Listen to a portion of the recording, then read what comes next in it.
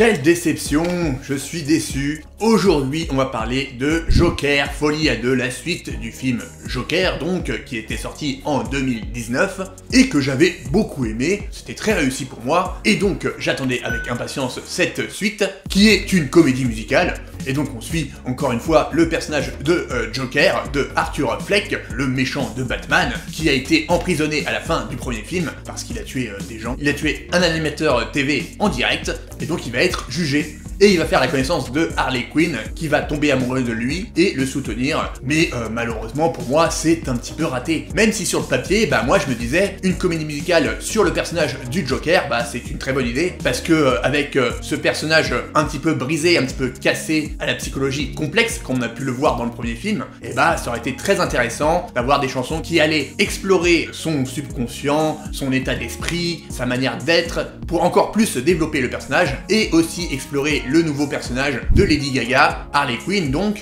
et les chansons auraient pu aider à montrer comment elle tombe amoureuse de ce personnage complexe, et de créer une alchimie entre ces deux personnages, mais malheureusement, pour moi les chansons elles sont ratées, elles sont mal écrites, pour certaines d'entre elles c'est des chansons qui existaient déjà, dont une qui est tirée d'un film avec Fred Astaire qui s'appelle Tous en scène, dont le film fait référence plusieurs fois, c'est plutôt pas mal ça, c'est une bonne idée parce que ça montre un peu le côté spectacle dans lequel Harley Quinn et le Joker veulent vivre, le côté ils veulent se mettre en scène. Donc comme je dis, il y a des bonnes idées, mais c'est pas du tout exploité, et les chansons, elles vont pas explorer les psychologies des personnages, et c'est plutôt dommage parce que c'est des personnages en or pour une comédie musicale. Il y avait du potentiel, il y avait une bonne idée sur le papier, mais je pense que le réalisateur, Todd Phillips, il sait pas comment gérer ça, et on lui a peut-être suggéré l'idée, mais lui il sait pas quoi en faire quoi. Donc c'est très dommage, et je suis très déçu par ça. L'histoire, il n'y a pas beaucoup de surprises, à part peut-être un petit peu à la fin. J'ai pas eu un suspense et une évolution non plus des personnages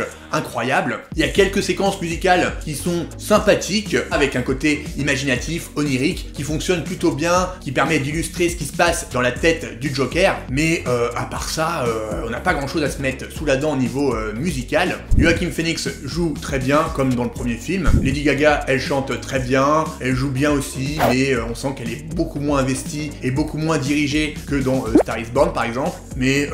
voilà, je suis globalement assez déçu, et c'est vraiment une suite totalement dispensable. Le premier film était très bien, il avait bien exploré le personnage du Joker, je sais pas trop ce qui va en rester de ce film. Voilà, je suis très déçu, et j'imagine que je ne suis pas le seul au vu de tous les commentaires que j'ai pu voir à droite et à gauche, et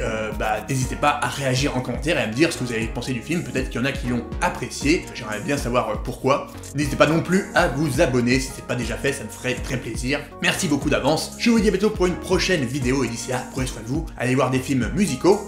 ciao.